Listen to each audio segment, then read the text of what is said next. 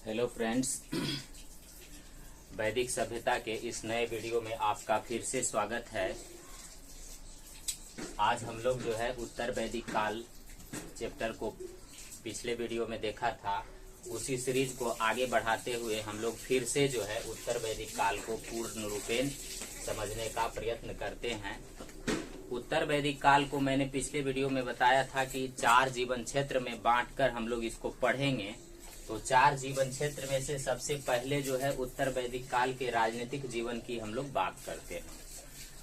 उत्तर वैदिक काल का जो राजनीतिक जीवन था वो पूर्व वैदिक काल के राजनीतिक जीवन से थोड़ा भिन्न था, अलग था। तो क्या अलग था उसके बारे में हम लोग देखते हैं। तो सबसे पहले इसमें टैक्स की यदि हम बात करें, कर या टैक्स जो है ये किस प्रकार का था। तो उत्तर वैदिक काल में कर या टैक्स, पूर्व वैदिक काल में हम लोगों ने देखा कि कर की अनिवार्यता नहीं थी, क्योंकि लोगों के पास पर्याप्त आय के साधन नहीं थे। पशुपालन मुख्य पेशा था, कृषि का विकास नहीं हुआ था, लोगों को आय नहीं होता था, जिसके कारण कर की सुनिश्चितता नहीं की गई थी। कर सभी लोगों के लिए अनिवार्य नहीं था। परंतु उत्तर वैदिक काल में क्या होता है कि मुख्य पेशा कृषि बनता है और कृषि बनने के बाद अधिशेष कृषि होता है प्रारंभ, जिससे अधिशेष कृषि के कारण पर्याप्त मात्रा में खाने के बाद अनाज बच जाते हैं, जिसके कारण लोगों की आय बढ़ती है।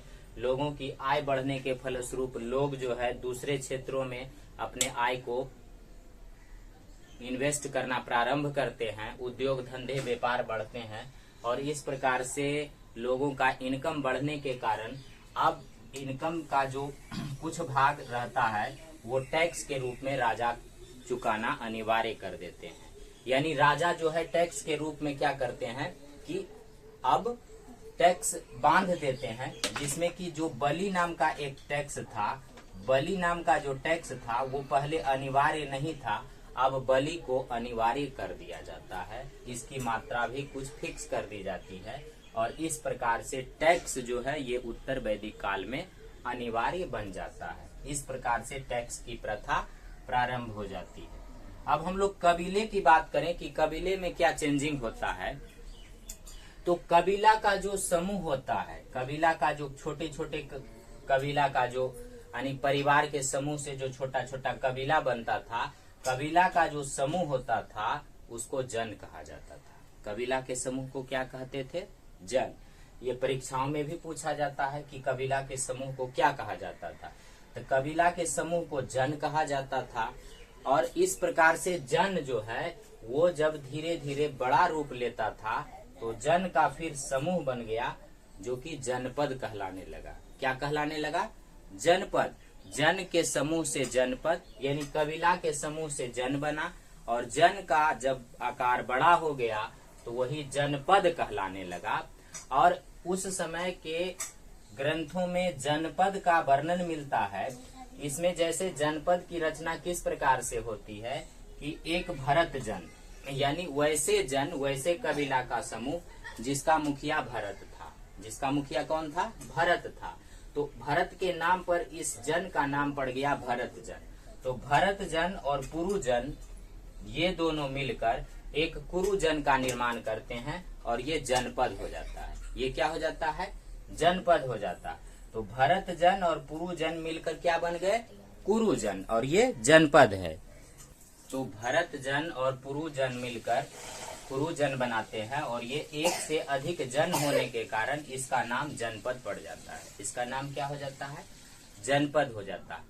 तो इस प्रकार से आपने देखा कि कबीला का समूह जन कहलाता है और जन का जो समूह है वो जनपद कहलाता है। और जनपद में से जन में से एक भरत जन का विशेष रूप से नाम आता है और इसका नाम इसीलिए आता है क्योंकि इस भरत जन के जो राजा भरत थे ये बहुत ही वीर और प्रतापी थे।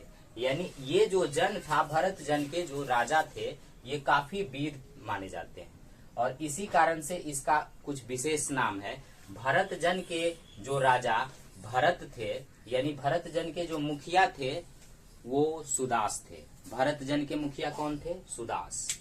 तो सुदास जो है ये क्या किए कि सुदास का एक्चुअल पहले जो कुलगुरु था यानी कि विश्वामित्र जो था, वो विश्वामित्र को हटा के वशिष्ठ को नियुक्त किए। विश्वामित्र को हटाकर वशिष्ठ को नियुक्त किए। इसी कारण से विश्वामित्र सुदास पर क्रोधित हो गए और सुदास पर क्रोधित होकर उन्होंने 10 राजाओं का एक अलग समूह गठित किया। यानी 10 जो राजा थे उनका अलग समूह गठित किया। एक तरफ 10 राजा हो गए और दूसरे तरफ सुदास हो गए। एक तरफ से सुदास और दूसरे तरफ से 10 राजा। सुदास के तरफ से जो कुलगुरु थे वो गुरु वशिष्ठ थे और 10 राजाओं के तरफ से जो संगठन का मेन चलाने वाले थे वो विश्वामित्र थे। इन दोनों के बीच रावी नदी के तट पर, जिसको परुष्णी नदी भी बोला जाता है, उसके तट पर क्या होता है, युद्ध प्रारंभ होता है। युद्ध में दोनों तरफ से काफी जोर शोर से लड़ाई प्रारंभ होती है, लड़ाई होती है और अंततः क्या होता है कि भरत जन के जो मुखिया सुदास हैं उनका विजय होता है। उनका क्या होता है, विजयी होता है। तो ये जो पुरुषनी नदी के किनारे ये 10 राजाओं का जो युद्ध लड़ा गया, इसको दशराग्य युद्ध कहते हैं। इसको क्या कहते हैं, दशराग्य युद्ध। और ये किस नदी के किनारे लड़ा गया, तो परुष्णी नदी। कौन सी नदी, परुष्णी नदी, यानी रावी नदी के तट पर, रावी नदी के तट पर लड़ाई होती है। और इसमें विजय किसकी होती है, तो सुदास विजयी होता है। इसमें विजयी कौन होता है, सुदास। सुदास विजयी होते हैं जो कि भरत जन के होते हैं। ये सुदास जो है ये किसके होते हैं, ये भरत जन के होते हैं। ये सुदास विजयी होता है और अंततः जो है इसका इस दशराग्य युद्ध के विजय का श्रेय सुदास को मिलता है, जो कि एक तरफ से अकेले होते हैं, बाकी दूसरी तरफ से 10 राजाओं का एक संगठन होता है जिसके की चलाने वाले विश्वामित्र होते हैं और सुदास के तरफ से गुरु वशिष्ठ होते हैं और इनकी सुदास की विजयी होती है। अब यहाँ से क्वेश्चन आता है कि दशराग्य युद्ध की लड़ाई किस नदी के किनारे हुई, तो आप याद रखेंगे परुष्णी नदी या रावी नदी के तट पर। एक दूसरा क्वेश्चन ये भी निकल के आता है कि जो दशराग्य युद्ध है, दशराग्य युद्ध है, इसका जो वर्णन है वो कहाँ पर है, तो दशराग्य युद्ध का जो वर्णन है वो ऋग्वेद के 7वें मंडल में है। किस मंडल में है, 7वें मंडल में। ऋग्वेद के 7वें मंडल में दशराग्य युद्ध का वर्णन किया गया है। तो आप इसको याद रखेंगे। ये जो एक प्रसंग के अनुसार ये भी आता है, ये राजा भरत जो थे, राजा जो भरत थे, राजा भरत की यदि हम बात करें तो राजा भरत जो थे ये दुष्यंत, राजा दुष्यंत और रानी शकुंतला, राजा दुष्यंत और रानी शकुंतला के पुत्र थे। राजा भरत जो थे ये राजा दुष्यंत और रानी शकुंतला के पुत्र थे और इन्हीं के नाम पर प्रसंग आता है जिसमें कि भारत का नाम जो है ये राजा भरत के नाम पर पड़ता है। अब ये रानी शकुंतला की यदि हम बात करें तो ये रानी शकुंतला का थोड़ा सा इंट्रोडक्शन आप लोगों को समझा देते हैं कि ये जो रानी शकुंतला थी ये महर्षि विश्वामित्र और आप लोगों ने धारावाहिक टीवी सीरियल में देखा होगा कि एक अप्सरा थी जिसका नाम मेनका था, जो कि विश्वामित्र की तपस्या को भंग करते हैं। यही महर्षि विश्वामित्र और अप्सरा जो स्वर्ग की एक अप्सरा मेनका थी, उन दोनों की पुत्री थी रानी शकुंतला और इसी रानी शकुंतला के बेटा हुए थे राजा भरत। तो इस भरत जन से इस राजा भरत का संबंध रहा है, जो कि काफी वीर माने जाते थे और ऐसा कहा जाता था कि बचपन में इन्होंने शेर को हरा दिया था। तो ये काफी वीर आदमी थे और इसी भरत जन के मुखिया जो थे वो एक सुदास थे, जो कि दशराग्य युद्ध में 10 राजाओं के समूह एक तरफ और ये अकेले एक तरफ फिर भी विजय को प्राप्त करते हैं। और इस कहानी का बहुत सुंदर सा वर्णन दिया गया है ऋग्वेद के 7वें मंडल में। दशराग्य युद्ध का वर्णन ऋग्वेद के 7वें मंडल में है तो मेरा यहाँ पर जो उद्देश्य है खास करके कि एग्जाम में कौन से क्वेश्चन आते हैं, मैं सिर्फ उन पर फोकस करता हूँ। वेद या धर्म से कोई लेना देना नहीं है। मुख्य बातें यह है कि एग्जाम में हमें कौन कौन से क्वेश्चन आते हैं। तो एग्जाम में जो क्वेश्चन आते हैं वो दशराग युद्ध का वर्णन कहाँ है, तो ऋग्वेद के 7वें मंडल में। आप याद रखें ये दशराग युद्ध हुआ कहाँ था, परुष्णी नदी के तट पर, ये आप याद रखें। और इसमें जो दशराग युद्ध में जो विजय हुआ था वो किसका हुआ था, तो सुदास विजय हुआ था। ये सब जो क्वेश्चन है ये परीक्षा में पूछा जाता है, इसलिए आप इसको जरूर से जरूर याद रखेंगे।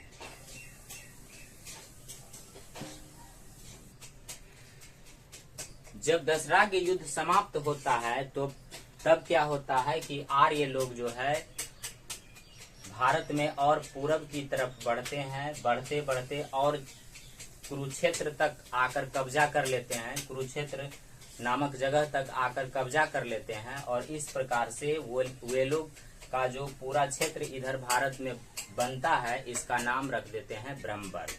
क्या नाम रख देते हैं, ब्रह्मावर्त यानी ब्रह्मवर्त।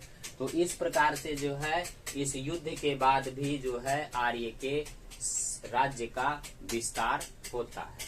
अब हम लोग राजा के बारे में थोड़ा सा देखते हैं। राजनीतिक जीवन में अब हम लोग राजा की बात करते हैं।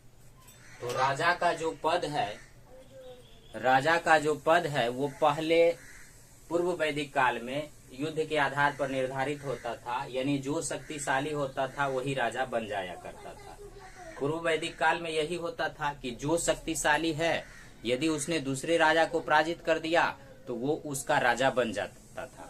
लेकिन अब जो है परिस्थितियां बदल गई। उत्तर वैदिक काल में परिस्थितियां पूर्व वैदिक काल से उल्टा हो गई। अब क्या हुआ कि राजा का जो पद है वो वंशानुगत चलने लगा। वंशानुगत का मतलब है कि राजा का बेटा ही राजा बनेगा, फिर उसका बेटा राजा बनेगा, फिर उसका बेटा राजा बनेगा।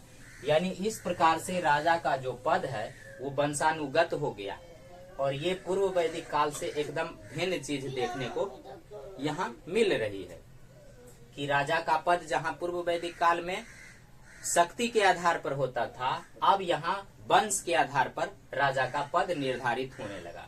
तो राजा के पोस्ट में ये चेंजिंग होगा कि राजा का जो पद है वो वंशानुगत हो गया। अब वंशानुगत हो गया तो धीरे धीरे क्या हुआ कि राजा के शक्ति और महत्व में भी काफी वृद्धि हो गई। धीरे धीरे राजा के शक्ति और महत्व में वृद्धि होने का सबसे बड़ा रीजन ये भी रहा कि टैक्स चूंकि इसमें प्रारंभ हो गया, बलि नामक जो कर था वो अनिवार्य कर दिया गया। तो क्या होता है कि जनता से टैक्स वसूल के और कहाँ पर आता है, वो सारा सरकारी खजाना यानी राजा के खजाना में आता है। तो राजा की शक्ति में वृद्धि हो जाती है। राजा की शक्ति में जब वृद्धि होती है, धन बढ़ता है, उसका महत्व भी काफी बढ़ जाता है। तो इस प्रकार से अब राजा क्या करते हैं कि चूंकि इनके पास जो है अधिक मात्रा में धन जमा होने लगता है, तो जब धन जमा होने लगता है तो उस कंडीशन में धन जब होगा तो उस कंडीशन में क्या होगा कि वो अपने पास कुछ मात्रा में अस्थाई सैनिक भी रखना प्रारंभ कर देते हैं। जैसे पहले अस्थाई सैनिक नहीं होता था, जब जरूरत होता था तो सैनिक होता था, बाकी समय में सैनिकों को हटा दिया जाता था, फिर जरूरत होता था तो काम पर उसको लाया जाता था। लेकिन अब क्या हुआ, ये उत्तर वैदिक काल में कि जो राजा थे वो अस्थाई सैनिक भी रखने लगे, उनको वेतनमान या जो भी है निर्धारित कुछ चीज देने लगे, अस्थाई सैनिक भी रखने लगे, क्योंकि इनके पास धन आ गया, उस लोगों को देने के लिए धन आ गया तो अस्थाई सैनिक भी रखने लगे। और जब अस्थाई सैनिक रखने लगे तो अस्थाई बहुत सारे अस्त्र शस्त्र का भी निर्माण हुआ, यानी अस्त्र शस्त्र का भी संख्या बढ़ गया, जो कि पूर्व वैदिक काल में कम था। इस काल में उत्तर वैदिक काल में अस्त्र शस्त्रों की संख्या क्या होती है, बढ़ जाती है। अब राजा का शक्ति विस्तार होने लगता है, राजा अस्थाई सैनिक रखने लगते हैं, अस्त्र शस्त्रों की संख्या बढ़ने लगती है। तो इस प्रकार से राजा का काफी महत्व हो जाता है। और बाद में इसी काल में जो ऐत्रेय ब्राह्मण ग्रंथ जो लिखा गया है, इस ब्राह्मण ग्रंथ में राजा को देवता के रूप में माना जाने लगा। यानी यहाँ से प्रश्न हमारे एग्जाम में निकल के आता है कि राजा के दैवीय सिद्धांत का वर्णन किस ब्राह्मण ग्रंथ में है, तो आप याद रखेंगे ऐत्रेय ब्राह्मण में। किसमें, ऐत्रेय ब्राह्मण में। और यह चीज दिखाता है कि राजा के महत्व में भी काफी वृद्धि है और शक्ति में भी काफी वृद्धि है, तभी इसको देवता के रूप में माना जाने लगा है। यानी राजा अब मानव से हटके देव की श्रेणी में माने जाने लगे हैं। तो ये राजा के जो दैवीय सिद्धांत है, इसका वर्णन ऐत्रेय ब्राह्मण में मिलता है। ऐत्रेय ब्राह्मण ग्रंथ में जो है राजा को एक देवता के रूप में बताया गया है। यानी राजा के दैवीय सिद्धांत का वर्णन किस में है? ऐत्रेय ब्राह्मण में है। तो इस प्रकार से मोटा मोटी हम ये कह सकते हैं कि उत्तर वैदिक काल में राजा का काफी महत्व बढ़ गया। अब हम लोग राजा का जब महत्व बढ़ गया तो देखते हैं कि भाई अन्य जो संस्थाएं थी, जैसे पहले राजा का महत्व थोड़ा कम और उससे कहीं ज्यादा अन्य संस्था का ही महत्व था। अब ये अन्य संस्था का आखिर क्या होता है? तो अन्य संस्था जितने भी थे, सभा समिति विदत गण, ये सारे जो संस्था बनाए गए थे राजा की सहायता करने के लिए, अब क्या होता है कि उसके शक्ति में कमी आ जाती है, उसका प्रभाव कम हो जाता है। क्यों कम होता है? कि मेन सत्ता जो राजा है वो शक्तिशाली हो जाता है। तो जब जैसे अभी के समय में मान लिया जाए कि यदि प्रधानमंत्री अधिक शक्तिशाली बन जाता है तो बाकी जितने भी उसके नीचे के मंत्रालय हैं उनका प्रभाव क्या होता है? कम हो जाता है। यदि प्रधानमंत्री कम शक्तिशाली है तो बाकी सभी क्या रहता है? हावी रहता है उसके ऊपर, यानी बाकी सब ज्यादा प्रभाव में रहता है। लेकिन यदि प्रधानमंत्री शक्तिशाली हो जाए तो बाकी नीचे वाला क्या होता है? कम पावरफुल हो जाता है। तो ठीक यही कंडीशन होता है कि पूर्व वैदिक काल में राजा कम शक्तिशाली होता है तो बाकी जितनी भी संस्थाएं थी उसका प्रभाव अधिक होता है। अब यहाँ पर क्या होता है कि राजा अधिक शक्तिशाली हो जाता है। अब राजा अधिक शक्तिशाली हो जाता है तो अन्य जितने भी सभा समिति विदत, ये इस प्रकार की जितनी भी संस्थाएं बनाई गई थी उसका प्रभाव कम हो जाता है। अब यहाँ पर एक चीज और देखने को मिलता है कि रत्नीन, जो राजा की सहायता करने के लिए जो अधिकारी होते थे, जिनको कि रत्नीन कहा जाता था, इस अधिकारी की संख्या भी बढ़ जाती है और बढ़कर 17 तक पहुंच जाती है। पिछले में हमने देखे थे रत्नीन के बारे में, यहाँ पर रत्नीन की संख्या बढ़कर कितनी हो गई? 17 हो गई। इसका प्रभाव कम हो गया। तो इस प्रकार से हम ये कह सकते हैं कि अन्य संस्थाओं पर जो है राजा के प्रभाव या शक्ति बढ़ने के कारण अन्य संस्थाओं पर भी काफी प्रभाव पड़ा है। अब स्थानीय न्याय की बात अगर हम करें तो पहले क्या होता था कि न्याय मुख्य रूप से, राजा की शक्ति कम थी तो राजा पर सारा न्याय नहीं होता था। लेकिन अब क्या होता है कि मुख्य रूप से जो न्याय है वो राजा करते हैं, क्योंकि राजा की शक्ति बढ़ जाती है। लेकिन राजा तो न्याय का कार्य करते ही हैं, यानी राजा के न्यायिक पावर में वृद्धि होती है। कहा जाए कि जुडिशियल पावर जो है, यानी न्याय करने की जो शक्ति है, वो राजा के पास अधिक हो जाता है। अधिक, चूंकि वो अधिक प्रभावशाली हो जाता है तो न्याय करने की शक्ति भी उसके पास काफी मात्रा में हो जाती है। मगर इसके साथ साथ स्थानीय न्याय का भी कार्य होता है। लोग स्थानीय स्तर पर, जिस प्रकार से अभी ग्राम पंचायत स्तर पर भी न्याय होता है, हालांकि एक सुप्रीम कोर्ट है, लेकिन ग्राम पंचायत पर भी न्याय का कार्य होता है। तो ठीक इसी प्रकार से राजा की शक्ति में वृद्धि थी, राजा न्याय करते थे, राजा की न्यायिक शक्ति में वृद्धि हुई, मगर इसके साथ साथ स्थानीय न्याय का भी कार्य होता था। यानी कहा जाए कि स्थानीय न्याय जो है ये राजा भी करते थे और इसके साथ साथ स्थानीय जो संस्था थी, स्थानीय स्तर पर जो संस्था बनाई गई थी, वो भी कामें करते थे। ये दोनों मिलकर स्थानीय न्याय को देखते थे। अब हम लोग जो है राजनीतिक जीवन को कुछ देख चुके हैं। अब विशेष जो है, अब हम लोग आगे सामाजिक जीवन को देखते हैं।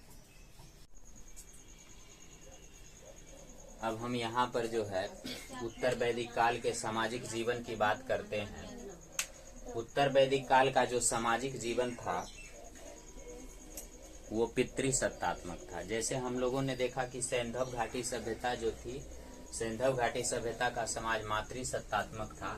तो यहाँ का जो सामाजिक जीवन में जो समाज था वो पितृसत्तात्मक था। पितृसत्तात्मक कहने का अर्थ है कि पिता के नाम से समाज चला करता था। जैसे अभी के दौर में हम लोगों का समाज पितृसत्तात्मक है, यानी पिता के नाम से ही लोग बच्चे को जाना करता है। तो इस प्रकार से जो समाज था वो कैसा था? पितृसत्तात्मक था। अब समाज में यदि हम बड़ा पद की बात करें तो समाज का सबसे बड़ा पद जो था वो राजा का था। आप लोगों ने राजनीतिक जीवन में देखा कि राजा की शक्ति में वृद्धि हो गई थी, महत्व में वृद्धि हो गई थी। तो इस प्रकार से जो सबसे बड़ा पद होता था प्रशासनिक स्तर पर, वो सबसे बड़ा पद होता था राजा का। सबसे बड़ा पद किसका होता था? राजा का। सबसे छोटा पद की बात करें तो सबसे छोटा पद जो होता था वो मुखिया का, गांव का जो मुखिया था वो सबसे छोटा पद होता था। और इसे उत्तर वैदिक काल में एक नाम दिया गया है जिसे ग्रामीणी कहा जाता था। यानी ग्रामीणी किसे कहा जाता था? तो ग्रामीणी कहा जाता था मुखिया को। यानी सबसे छोटा पद हो गया ग्रामीणी का, और सबसे बड़ा पद जो उत्तर वैदिक काल का था वो क्या था? राजा का था। तो इस प्रकार से हम पद के दृष्टिकोण से देख लिए कि दो पद महत्वपूर्ण हैं जो परीक्षाओं में पूछते हैं। यानी सबसे बड़ा पद राजा का और सबसे छोटा पद मुखिया का। और गांव के मुखिया को क्या कहा जाता था? तो ग्रामीणी।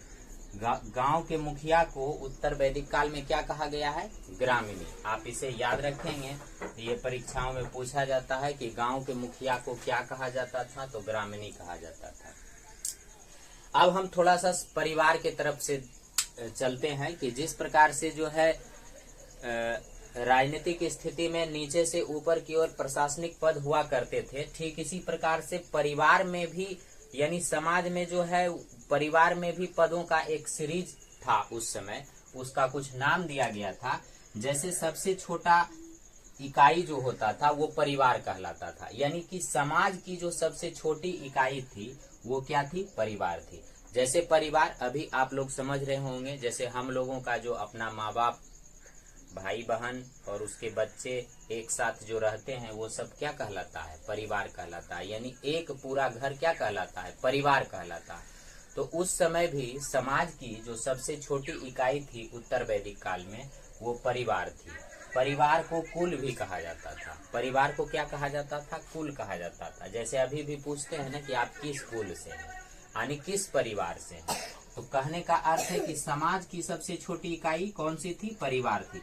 और ये परीक्षाओं में पूछा जाता है कि समाज की सबसे छोटी इकाई कौन थी? परिवार थी। बहुत आसान है याद रखना। परिवार का आकार जब बड़ा होता था, यानी कई परिवार जब मिल जाते थे एक साथ, कई परिवार जब मिलते थे तो ग्राम का निर्माण होता था।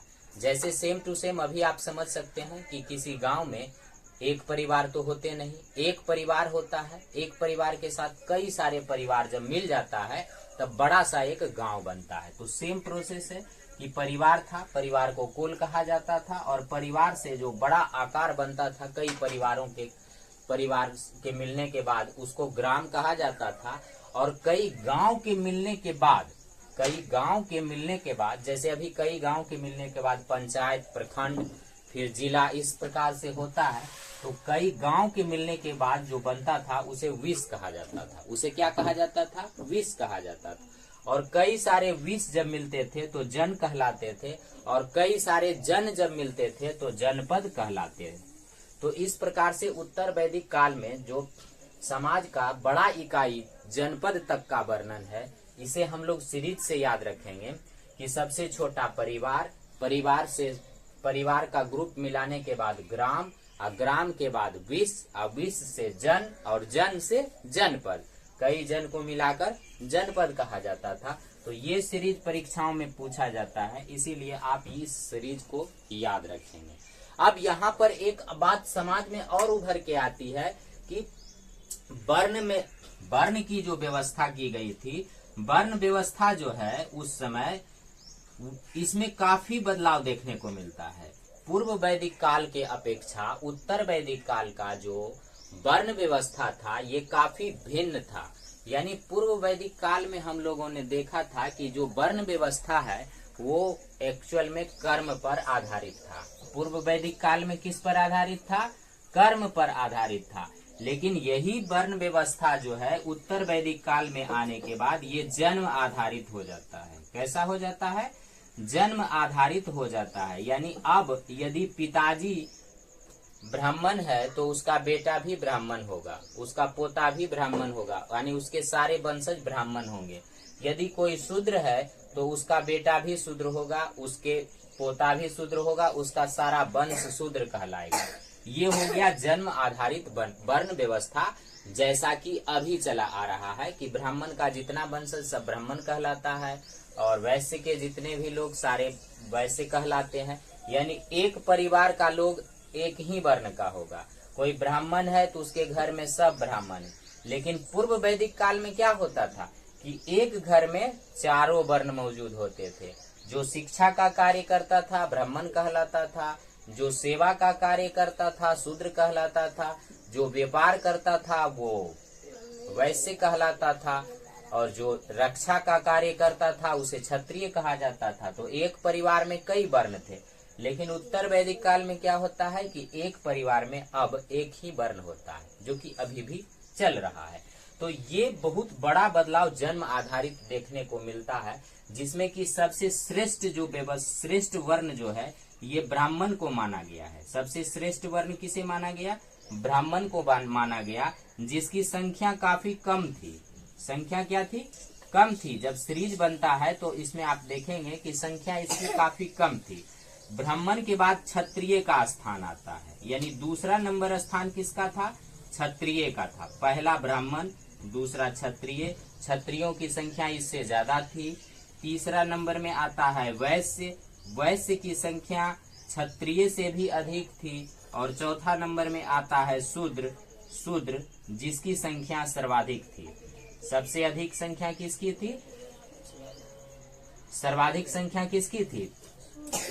शूद्र की। यानी कहने का अर्थ है कि जैसे जैसे संख्या अधिक वैसे वैसे उसका वर्ण कमजोर, यानी वर्ण छोटा माना जाता था। श्रेष्ठ ब्राह्मण को माना जाता था, उसके बाद क्षत्रिय था, उसके बाद वैश्य, उसके बाद शूद्र। इस प्रकार से वर्ण व्यवस्था में पूर्व वैदिक काल के अपेक्षा काफी परिवर्तन देखने को मिलता है। अब सामाजिक जीवन में हम गोत्र की बात करते हैं। गोत्र जो एक शब्द है जो कि उत्तर वैदिक काल में उत्पन्न होता है, और यहाँ से प्रश्न परीक्षाओं में पूछा भी जाता है कि गोत्र शब्द की उत्पत्ति किस काल में होती है। तो आपको इस चीज को याद रखना है कि गोत्र शब्द की जो उत्पत्ति हुई है वो उत्तर वैदिक काल में होती है। आपके ऑप्शन में पूर्व वैदिक काल, उत्तर वैदिक काल दोनों अवश्य रहेगा। तो आपको हमेशा याद रखना है कि गोत्र शब्द की जो उत्पत्ति हुई है वो किस काल में हुई है? उत्तर वैदिक काल में। अब गोत्र शब्द की उत्पत्ति उत्तर काल में हुई है, लेकिन एक्चुअल में हमको अर्थ समझना है कि गोत्र क्या क्या अर्थ होता है। तो गोत्र जो चीज है, गोत्र जो शब्द है ना, गोत्र उस समय चूंकि गाय बहुत बड़ी संपत्ति थी। आप लोग जानते हैं कि गाय बहुत बड़ी संपत्ति थी। सबसे बड़ी संपत्ति किसे माना जाता था? गाय को माना जाता था। तो सबसे बड़ी संपत्ति जब गाय को माना जाता था, जैसे अभी के समय में सबसे बड़ी संपत्ति बोले तो जमीन जायदाद को आप मान सकते हैं या पैसा को मान सकते हैं। तो उस समय सबसे बड़ी संपत्ति किसे माना जाता था? गाय को माना जाता था। तो गाय को जो इकट्ठा करने के लिए आपने देखा कि कई प्रकार का युद्ध होता था। गायों को इकट्ठा करने के लिए ही प्रायः कबीले आपस में झगड़ा करते थे। तो गोधन को जो इकट्ठा करने का कार्य होता था, इस गोधन को इकट्ठा करने को ही गोत्र कहा गया। गोधन को इकट्ठा करने को क्या कहा गया? गोत्र कहा गया। यानी गोधन को इकट्ठा करने वाला जो कबीला का एक समूह होता था, वो सारे समूह को मिलाकर गोत्र कहा जाता था। यानी गोत्र का अर्थ हो गया कि गाय को इकट्ठा करने वाला एक ग्रुप, एक समूह। गाय को इकट्ठा करने वाला एक, गाय की खोज करने वाला, गाय को विजित करके लाने वाला, विजय करके गाय की खोज करने वाला, यानी गाय को इकट्ठा करने वाला पूरा एक ग्रुप एक गोत्र का कहलाता था। क्या कहलाता था? एक गोत्र का कहलाता था। और इस गोत्र में ऐसी प्रथा थी कि एक गोत्र का आदमी अपने ही गोत्र में शादी नहीं कर सकता है। वो जब भी शादी करेगा दूसरे गोत्र वाले से शादी करेगा। तो सेम गोत्र में शादी करने की भी मनाही थी। और सेम गोत्र का मतलब है कि गाय को इकट्ठा करना है, गाय को खोजना है, तो सारे लोग उसमें मिलके जाएंगे, गाय को खोज कर या गाय को विजित करके लाएंगे। तो इस प्रकार से गोत्र का ये अर्थ हो गया कि गोधन को इकट्ठा करने वाला, और इसकी उत्पत्ति हो गई उत्तर वैदिक काल में। अब राजा जो रहता था ना, राजा का मुख्य कार्य होता था गायों की खोज करना। राजा का जो मेन कार्य था वो क्या था, गाय की खोज करना। क्योंकि गाय ही बड़ी संपत्ति थी, तो बड़ी संपत्ति यानी संपत्ति पर ही तो अधिकार करना राजा का कार्य होता था, संपत्ति को बचाना। तो कहने का अर्थ है कि राजा का जो मेन कार्य होता था ना, वो क्या होता था, तो गाय की खोज करना। अब देखिए यहाँ पर परीक्षा में जो एक क्वेश्चन आता है कि गविष्टि, ये गविष्टि शब्द का क्या अर्थ है, तो गाय की खोज करना। गविष्टि का क्या अर्थ हो गया, गाय की खोज करना। इसको आप याद रखिएगा, ये वाला आप याद रखिएगा, ये वाला भी आप याद रखिएगा, ये सब परीक्षा में पूछता है, इसीलिए आप इसको याद जरूर रखें। देखिए राजा का मुख्य कार्य क्या हो गया, गविष्टि। गविष्टि का अर्थ पूछ देता है, पूछेगा आपके पेपर में रहेगा कि गविष्टि का क्या अर्थ होता है, तो आप सीधा याद रखिए गायों की खोज, सीधा इसको ध्यान में रखिए। गविष्टि का मतलब क्या हो गया, गायों की खोज करना। अब देखिए इसके आगे हम लोग थोड़ा सा देखते हैं आश्रम व्यवस्था के बारे में। उत्तर वैदिक काल में इसका भी प्रचलन होता है। आश्रम व्यवस्था का प्रचलन कब से होता है, उत्तर वैदिक काल से। आश्रम व्यवस्था जो है, अब ये आश्रम आप ये मत समझिए कि किसी गुरुदेव का आश्रम यानी किसी संत महात्मा का आश्रम, ये दूसरा आश्रम है। ये आश्रम जैसे हम लोग जेन्युइन भाषा में क्या समझते हैं, आश्रम अगर बोला जाए तो लोग कोई भी समझ लेता है कि हाँ योग आश्रम या कहीं किसी संत का आश्रम, किसी ऋषि मुनि का आश्रम। ये नहीं, ये जो आश्रम है ना, ये सारे लोगों के लिए आश्रम है, ये पूरे समाज के लिए आश्रम है। ठीक है, आश्रम जो है, आश्रम का व्यवस्था उत्तर वैदिक काल में होता है। उत्तर वैदिक काल में क्या होता है कि 4 प्रकार के आश्रम का व्यवस्था किया जाता है। ये 4 प्रकार के जो आश्रम हैं, इसमें सबसे फर्स्ट आश्रम जो आता है ये ब्रह्मचर्य आश्रम आता है। क्या आता है, ब्रह्मचर्य आश्रम। ब्रह्मचर्य आश्रम जो कि जन्म से लेके 25 वर्ष तक का माना जाता है। जन्म से लेके 25 वर्ष तक का जो काल है ये ब्रह्मचर्य आश्रम के अंतर्गत आता है। और दूसरा एक गृहस्थ आश्रम। दूसरा कौन सा आश्रम हो गया, गृहस्थ आश्रम। ये 25 साल से लेके 50 वर्ष यानी सारे के सारे 25-25 साल का डिवाइड किया हुआ है। तीसरा आता है वानप्रस्थ आश्रम। तीसरा कौन सा आश्रम हो गया, वानप्रस्थ आश्रम। ये 50 साल से लेके 75 वर्ष तक का माना जाता है। और चौथा हो गया संन्यास आश्रम। चौथा कौन सा, संन्यास आश्रम। ये 4 आश्रम का व्यवस्था किया गया है जो कि 75 साल से लेके 100 वर्ष के अंतर्गत माना जाता है। तो इस प्रकार से ये चारों के चारों आश्रम हो गए जो कि समाज के सभी लोगों के लिए लागू होता था। और इसी का आश्रम का आशय उत्तर वैदिक काल से है। यानी उत्तर वैदिक काल में आप इन 4 आश्रमों को याद रखिएगा, क्योंकि ये चारों आश्रम से प्रश्न आ जाते हैं परीक्षाओं में। तो सभी को के बारे में याद रखिए कि सभी 25-25 साल का है। तो ब्रह्मचर्य आश्रम 0 से 25 साल, और गृहस्थ 25 से 50, वानप्रस्थ 50 से 75, और संन्यास हो गया 75 से 100। क्योंकि उस समय यानी लोगों की आयु 100 वर्ष मानी जाती थी। कलयुग में लोगों की जो एवरेज आयु है वो 100 वर्ष मानी जाती है। हालांकि ऐसा माना जाता है कि धीरे धीरे उम्र घटते चला जाएगा, लेकिन एक स्टैंडर्ड एज 100 साल माना गया है। उसी के आधार पर आश्रम को डिवाइड किया गया है। तो ब्रह्मचर्य आश्रम में क्या होता था कि 0 से 25 साल तक का जो उम्र होता है, इसमें कहा गया है कि मनुष्य को इस उम्र में सिर्फ शिक्षा से संबंधित बात करना चाहिए, संस्कार सीखना चाहिए, पढ़ाई लिखाई से संबंधित बातें होंगी, शिक्षित होगा, यानी आदमी विद्या ग्रहण करने का उम्र हो गया। ये ब्रह्मचर्य विद्या ग्रहण करने और शक्ति अर्जन करने का उम्र हो गया। शक्ति अर्जन करने और विद्या अर्जन करने का उम्र ब्रह्मचर्य आश्रम हो गया। किसी भी प्रकार की गलत संगति से दूर 25 साल तक आपको रहना है, यानी ये ब्रह्मचर्य आश्रम हो गया। दूसरा है गृहस्थ आश्रम। ये आश्रम सभी आश्रमों में सबसे टॉप मोस्ट माना जाता है। क्यों माना जाता है? क्योंकि इसके पीछे लॉजिक है। इसके पीछे क्या लॉजिक है कि गृहस्थ आश्रम में आदमी शादी विवाह करके अपने वंश परंपरा को आगे बढ़ाता है।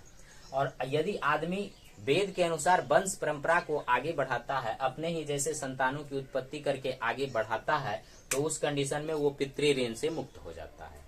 यानी पितृ ऋण चुकाने के लिए ये आश्रम सबसे बेस्ट आश्रम माना गया है, इसीलिए इसको श्रेष्ठ भी माना गया है। दूसरे कंडीशन आते हैं कि गृहस्थ आश्रम में लोग अनाज की उत्पत्ति करता है, विभिन्न प्रकार के आय इनकम का स्रोत उसके पास रहता है, जिसके कारण वो अन्य सभी आश्रम वाले को खिलाता पिलाता है। तो ये इसके सर्वश्रेष्ठ होने का दूसरा कारण हो गया। तीसरा कारण हम ये समझ सकते हैं कि गृहस्थ आश्रम में लोग धार्मिक कार्य करते हैं, विभिन्न प्रकार के धार्मिक कार्यों को करते हैं, दान दिया करते हैं और विभिन्न प्रकार के धार्मिक कार्यों में भाग लेते हैं, जिसके कारण ईश्वर ऋण से मुक्ति हो जाती है, यानी देव ऋण से मुक्ति हो जाती है। यानी आप इसमें दो चीज, एक देव ऋण एक पितृ ऋण, दोनों ऋण से मुक्ति होने का सर्वश्रेष्ठ जो आश्रम है वो गृहस्थ आश्रम है और इसी कारण से इसको काफी श्रेष्ठ आश्रम माना गया है। सभी आश्रमों में काफी श्रेष्ठ इसको माना गया है गृहस्थ आश्रम को, जिसमें आदमी अपने बच्चे को पढ़ाता लिखाता है, बच्चे के का परवरिश करता है, यानी ये सारे काम करते हैं। तीसरा आश्रम वानप्रस्थ आश्रम आता है। वानप्रस्थ आश्रम 50 से 75 साल तक का है। इस वानप्रस्थ आश्रम में आदमी क्या करता है कि ब्रह्मचर्य वाले जो बच्चे हैं उनको शिक्षा देता है, यानी ब्रह्मचर्य वाले को शिक्षा देने का कार्य करता है कौन? वानप्रस्थ आश्रम वाले। यानी वानप्रस्थ आश्रम में जाने के बाद आदमी विद्या दान करना प्रारंभ करता है शास्त्र के हिसाब से। चौथा है संन्यास आश्रम। संन्यास आश्रम में लोग क्या करते हैं कि समाज से, परिवार से दूर कहीं एकांत में चले जाते हैं और वहां पर जाकर सिर्फ भक्ति भाव और धार्मिक कार्यों को करते हैं और किसी भी प्रकार का माया मोह से मुक्त होकर सिर्फ मृत्यु का इंतजार करते रहते हैं, ताकि मृत्यु आए और फिर हम ऊपर चले जाए। तो ये इस प्रकार से संन्यास आश्रम, ये चारों आश्रम को मैंने शॉर्ट में थोड़ा सा बता दिया है, जिससे कि परीक्षाओं में कुछ प्रश्न पूछा करते हैं।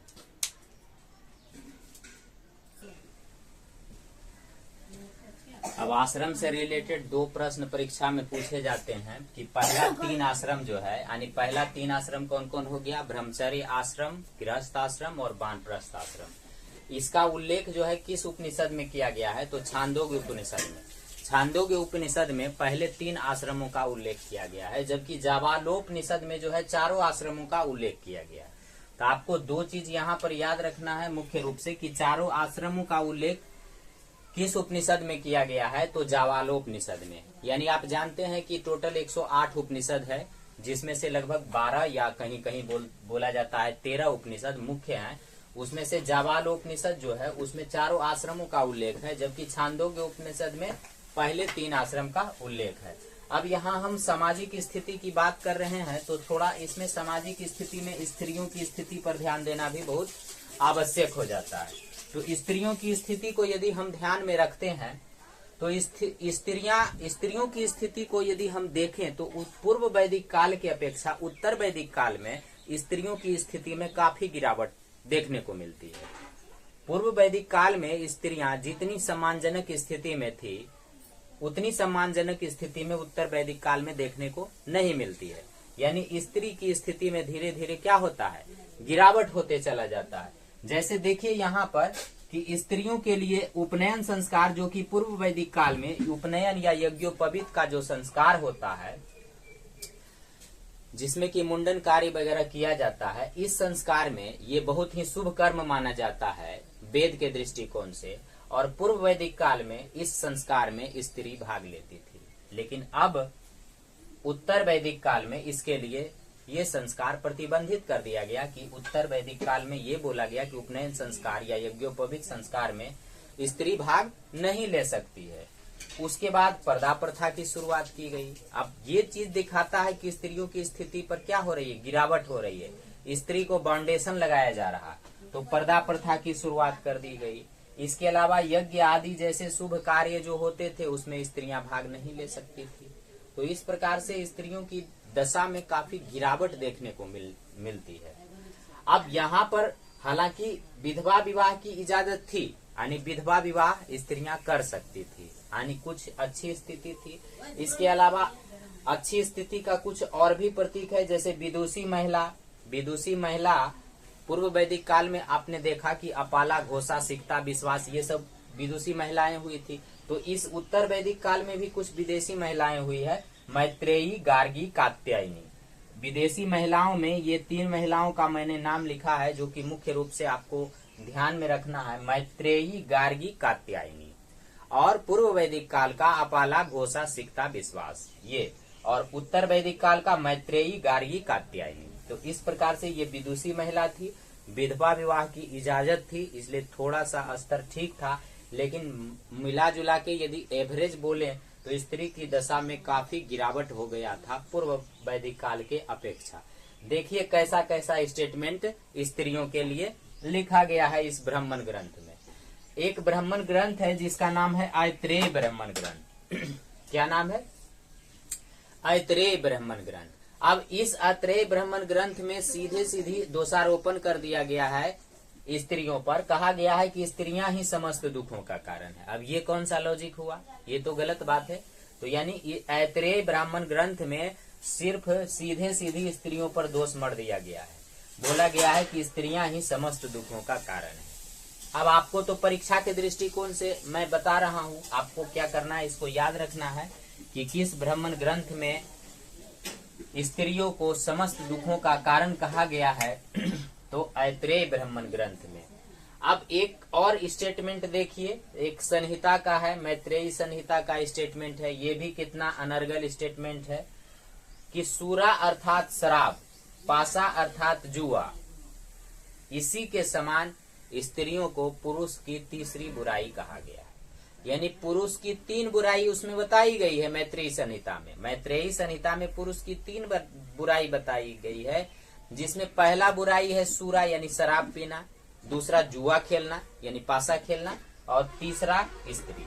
ये तीनों को जो है मैत्रेयी संहिता में बुराई के रूप में दर्शाया गया है। यानी स्त्रियों को स्त्री के ऊपर सीधा दोषारोपण किया गया है। ये पुरुष प्रधान समाज यानी पुरुषवादी सोच को डेवलप करता हुआ उत्तर वैदिक काल दिखाई पड़ रहा है, जिसमें कि समाज पुरुष प्रधान होता जा रहा है, यानी समाज पुरुषवादी होते जा रहा है। पुरुष का जो विचारधारा है वो स्त्रियों पर थोपा जा रहा है। कहने का अर्थ ये है, यानी इस प्रकार से हम ये कह सकते हैं ये सारे चीजों को देखने के बाद कि स्त्रियों की दशा में गिरावट होती चली जाती है। अब हम लोग उत्तर वैदिक काल में विवाह के बारे में बात कर लेते हैं। तो विवाह की प्रथा में भी काफी परिवर्तन हो जाता है। सामाजिक स्थिति के में विवाह की बहुत बड़ी भूमिका होती है। तो सामाजिक परिवर्तन जब हम लोग देख रहे हैं सामाजिक जीवन में, तो इसमें विवाह को देखना जरूरी है। तो उस समय जो मनुस्मृति एक ग्रंथ लिखा हुआ है, जिसमें कि उत्तर वैदिक कालीन विवाह के बारे में काफी अच्छे से समझाया गया है।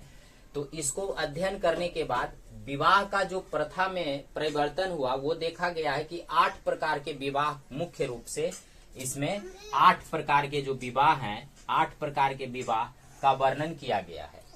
तो आपको परीक्षाओं में जो प्रश्न पूछा जाएगा कि मनुस्मृति के अनुसार विवाह कितने प्रकार से होते थे, तो सीधा आंसर होगा 8 प्रकार। ये आपको याद रखना है कि विवाह कितने प्रकार के माने जाते हैं। तो 8 प्रकार के विवाह होते थे या माने जाते थे। तो 8 प्रकार के विवाह ये किस ग्रंथ के अनुसार? तो मनुस्मृति के अनुसार। मनुस्मृति के अनुसार विवाह के 8 प्रकार बताए गए हैं, जिसमें 4 विवाह को अच्छा माना गया है, 4 विवाह को खराब माना गया है। तो 4 विवाह जो अच्छा माना गया है उसमें ब्रह्म विवाह ये सबसे श्रेष्ठ विवाह माना जाता है। ब्रह्म विवाह के बाद देव विवाह, आर्ष विवाह और प्रजापत्य विवाह। ब्रह्म विवाह, देव विवाह, आर्ष विवाह और प्रजापत्य विवाह, इन सभी विवाह में गार्जियन की अनुमति होती है। इन सब विवाहों में गार्जियन की अनुमति होती है। तो इस प्रकार से ये सारे विवाह को श्रेष्ठ विवाह माना गया है। कुल गोत्र का मिलान करके ये सब विवाह किया जाता है। तो इस प्रकार से ये चारों विवाह मोटा मोटी तौर पर अच्छे माने जाते हैं। और ये 4 विवाह जो नीचे वाले हैं ये निकृष्ट प्रवृत्ति के माने जाते हैं, यानी खराब विवाह माने जाते हैं। तो ये चारों जो विवाह है ये इसमें से असुर विवाह, गंधर्व विवाह, राक्षस विवाह, पैशाच विवाह, ये चारों जो है ये निकृष्ट प्रवृत्ति के माने जाते हैं। क्यों माने जाते हैं थोड़ा सा देखिए इसके बारे में। असुर विवाह ऐसा विवाह को कहा जाता है जिसमें कन्या के पिता को वर पक्ष जो है पैसे का यानी धन देकर कन्या को खरीद लेता है। तो ये असुर विवाह माना जाता है, ये निकृष्ट प्रकार का विवाह माना जाता है। ये गंधर्व विवाह, इसमें माँ बाप की आज्ञा नहीं होती है, यानी वर्तमान प्रेम विवाह इसको बोला जाता है। अभी का जो प्रेम विवाह चल रहा है जिसमें माँ बाप की आज्ञा न हो, ऐसे विवाह को गंधर्व विवाह माना जाता है, जो कि निकृष्ट प्रवृत्ति का माना जाता है, यानी अच्छा नहीं माना जाता है। फिर ये राक्षस विवाह उसे कहा जाता है जिसमें कन्या को जबरदस्ती उठाकर ले जाता है, जबरदस्ती उठा के ले गया और ले जाकर शादी कर लेता है। जैसे मान लीजिए कि रावण जो है जबरदस्ती उठा के सीता को राक्षस था रावण, वो जबरदस्ती उठा के लेके जा रहा था, तो वो राक्षस विवाह करने की कोशिश कर रहा था, तो ये निकृष्ट माना जाता है। फिर पिशाच विवाह उसे कहा जाता है जिसमें कि लड़की को नशा के हालत में या फिर सोई हुई अवस्था में या जो मानसिक स्थिति से कमजोर है वैसी लड़कियों को जबरदस्ती उसके साथ संबंध बनाया जाता है, उसके साथ विवाह किया जाता है। तो इस प्रकार के विवाह को भी काफी निकृष्ट प्रवृत्ति का माना जाता है। तो ये चारों विवाह निकृष्ट प्रवृत्ति के हुए और ये चारों विवाह उत्तम प्रवृत्ति के हुए, जिसमें सर्वश्रेष्ठ विवाह ब्रह्म विवाह को माना जाता है। इसके अतिरिक्त विवाह का 2 और प्रकार बताया गया है, जिसको अनुलोम विवाह और प्रतिलोम विवाह कहते हैं। कभी कभी परीक्षाओं में पूछ दिया करता है कि अनुलोम विवाह में क्या होता है। अनुलोम विवाह का अर्थ, अनुलोम यानी कि आप समझ सकते हैं अनुलोम, आप प्रतिलोम उल्टा, प्रतिलोम यानी उल्टा। अनुलोम में क्या होता है, उच्च कुल का लड़का रहता है और निम्न कुल की लड़की रहती है। उच्च कुल का लड़का और निम्न कुल की लड़की, तो अनुलोम विवाह, यानी लड़का इसमें जो होगा, ये लड़का जो होगा ये किस कुल का होगा, उच्च कुल का होगा, लड़का उच्च कुल का होगा, जबकि इसमें लड़की उच्च कुल की होगी, लड़की उच्च कुल की होगी और लड़का निम्न कुल का होगा, तो इसको प्रतिलोम विवाह कहेंगे। लड़का उच्च कुल का है तो अनुलोम विवाह, और लड़की यदि उच्च कुल की है तो प्रतिलोम विवाह। ठीक है, समझ में आ गया। तो ये विवाह के प्रकार हुए। अब हम लोग थोड़ा सा समाज में दास की स्थिति के बारे में भी समझ लेते हैं कि आखिर दासों की क्या स्थिति थी।